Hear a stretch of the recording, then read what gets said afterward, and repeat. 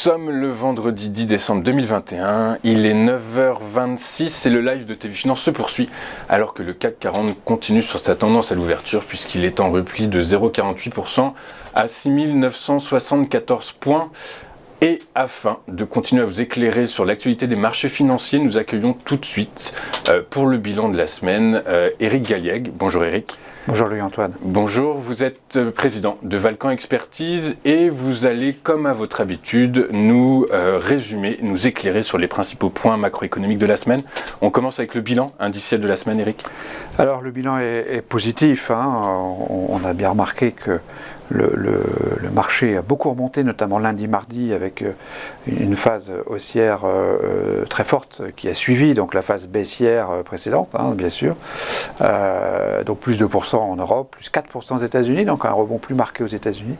Et au niveau de l'euro-dollar, une fois n'est pas coutume, un zéro pointé, donc une grande stabilité donc de la parité de change de notre monnaie avec la monnaie américaine, donc autour de 1,13. Autour de 1,13, les 1,13 qui n'arrivent pas à être infranchis, à s'affranchir justement, à passer par le haut. On bascule sur l'actualité macroéconomique et on commence avec le variant Omicron qui, semble-t-il, malgré tout, inquiète encore les investisseurs, malgré les différentes publications plutôt rassurantes des institutions sanitaires. Alors oui, il fallait marquer le coup entre guillemets pour dire que les quand même dernières nouvelles, notamment de l'autorité sanitaire européenne, ont confirmé que les malades, les patients atteints par Omicron n'étaient pas mourants. C'était en gros une pathologie relativement classique et qu'a priori il ne fallait pas trop s'en inquiéter. Il y a néanmoins effectivement toujours des discussions sur le fait qu'ils puissent contourner l'efficacité des médicaments, des vaccins,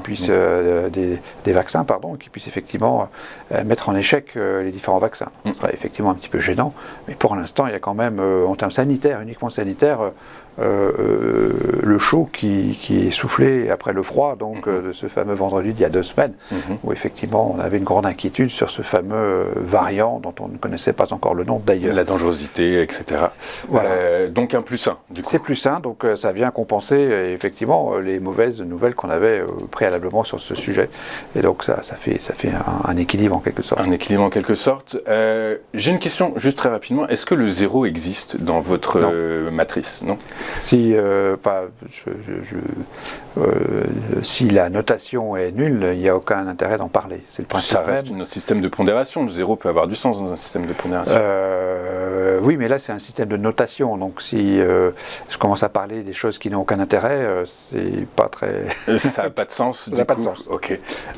Mardi, l'Allemagne a publié ses indices ZOO. Comment on traduit cette publication? Alors en revanche, ça a du sens. Cette information-là a du sens dans la mesure où elle confirme finalement plusieurs indications favorables qui ont été publiées cette semaine. Donc en ce qui concerne l'économie allemande, donc on la considère comme un peu en difficulté en quelque sorte, avec des problématiques diverses et variées, de court terme et surtout de long terme, mais en tout cas on a l'impression qu'elle a du mal à se sortir en fait de la crise, tout simplement, de la crise économique, comme le montre le graphique de la production industrielle. Donc on a enfin une hausse de la production industrielle qui a été donc de 2,8% au cours donc du mois d'octobre. Ça suit donc 2 mois négatifs et finalement une séquence de 6 mois où elle baissait d'une façon assez régulière. Donc c'est vrai que de ce point de vue-là, pour un pays industriel, la production industrielle c'est un élément important. Donc là on a produit, ce chiffre a atteint 2,8% contre une anticipation de 1%. On a eu par ailleurs donc ce fameux indice ZOO, donc qui est un indice de psychologie des investisseurs qui a moins baissé que prévu, puis des exportations qui ont progressé aussi d'une façon significative. Donc tout ceci converge et nous semble nous indiquer que l'économie allemande est peut-être plus résiliente qu'on l'avait craint. C'est positif, bien sûr. D'accord, c'est positif, donc plus 1 dans votre modèle de notation. La Banque centrale chinoise a annoncé en début de semaine une baisse de 0,5 points dès le 15 décembre du taux de réserve obligataire, une mesure qui devrait permettre aux entreprises de souffler.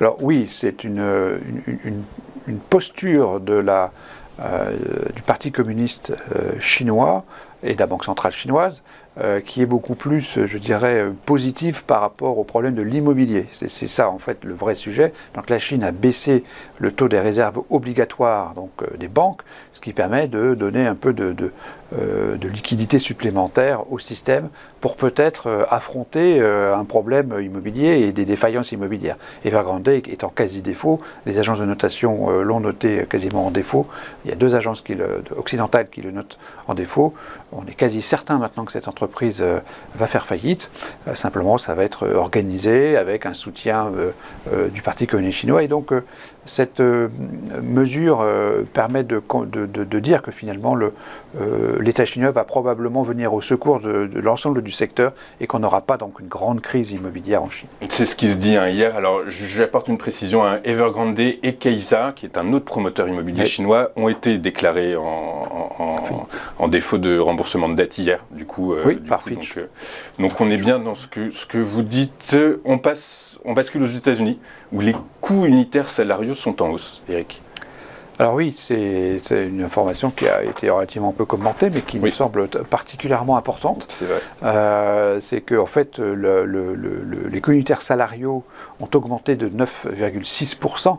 9,6% au 3e trimestre, c'est quelque chose d'extrêmement important, et surtout la productivité, donc le nombre d'unités produites divisé par les ressources affectées à cette production, donc la productivité américaine a baissé de 5,2% sur le même trimestre. C'est la plus forte baisse trimestrielle depuis 1960. Et donc on travaille sur sur la réconciliation des indicateurs macro et des indicateurs micro, c'est-à-dire entre les indicateurs macroéconomiques de la comptabilité nationale, ce qui est le cas de la productivité, et les indicateurs micro, c'est-à-dire les variations des anticipations de bénéfices des sociétés du S&P 500. Et donc c'est vrai qu'il y a des grandes différences méthodologiques, d'échantillons entre ces deux méthodologies. Néanmoins, il est intéressant de relever que sur très longue période, la productivité macroéconomique de la comptabilité mesurée par la comptabilité nationale est corrélée avec l'évolution des profits des entreprises. Bien sûr, une entreprise plus productive va être évidemment beaucoup plus à même de réaliser des profits. Et donc l'impact sur le PIB de l'entité nationale se vérifie automatiquement, du coup. Oui, ça veut dire que en fait, cette alerte, en quelque sorte, cette mauvaise nouvelle de la baisse de la productivité pourrait se traduire par une baisse des profits des entreprises. Ça aurait être un indicateur de baisse de profit des entreprises pour l'année prochaine, en fait, puisqu'il y a toujours un décalage. Donc ceci est bien sûr une nouvelle négative pour cette activité de la semaine, bien sûr. Et donc c'est un indicateur de prospective, Eric ? Bien sûr. Okay. Donc vous anticipez finalement une baisse un peu de la productivité des entreprises américaines au cours de l'exercice 2022 ? J'observe que la productivité a baissé au 3e trimestre, ce qui est important, et que ça va avoir possiblement un impact sur les profits des entreprises, pour notamment 2022, et ce qui est, convergent avec d'autres mesures qu'on peut relever, notamment la hausse du PPI supérieure au CPI, par exemple, mais aussi... On est sur les niveaux CPI, c'est l'inflation, c'est ça du coup ? C'est quoi le PPI et le CPI ? Non, pardon. Il y a aujourd'hui le PPI, c'est l'indice des prix à la production. Le CPI, c'est l'indice des prix à la consommation. L'indice des prix à la production, qui à nouveau est un indicateur macroéconomique de la comptabilité nationale, est un estimateur de la variation des coûts des entreprises, sur les coûts externes des entreprises. Donc les PPI sont en hausse de plus de 10% dans beaucoup de pays, alors que le CPI, donc l'inflation à la consommation, qui est un indicateur du chiffre d'affaires des entreprises, est en progression, mais beaucoup moindre.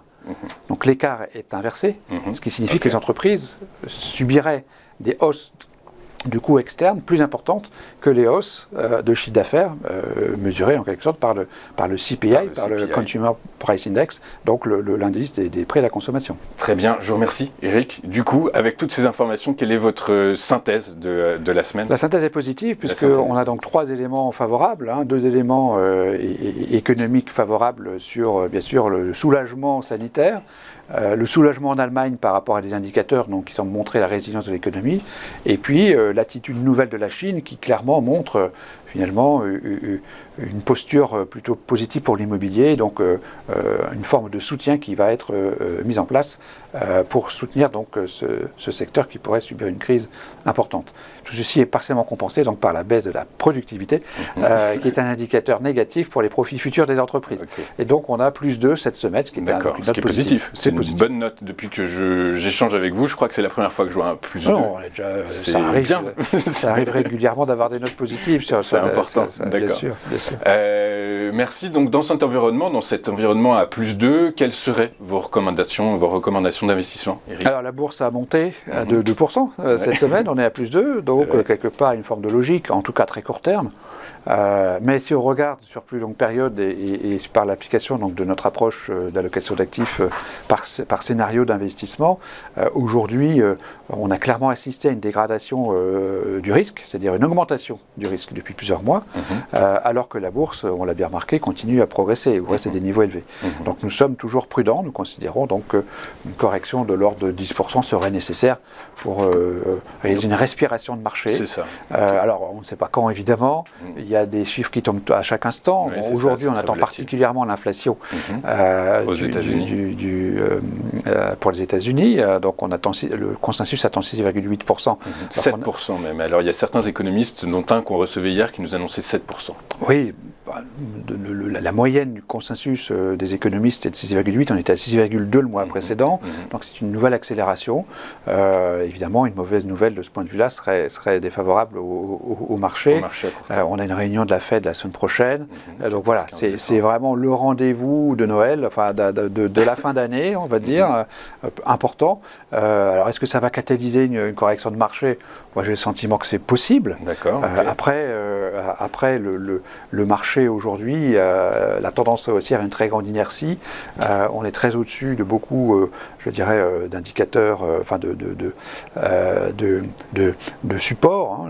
Les supports sont beaucoup plus bas, donc on pourrait baisser sans remettre en cause la tendance haussière. Mais bon, vous avez des tas d'analystes qui passent effectivement. Mais votre avis nous intéresse aussi. Votre avis macro est important. Mais voilà, donc je pense que d'un point de vue technique aussi, probablement, il faut quand même respirer, comme on dit. Et ça ne ferait pas de mal d'avoir cette respiration. Alors après, c'est vrai que le marché aussi est particulièrement virulent, est particulièrement important, puissant. Il se nourrit toujours des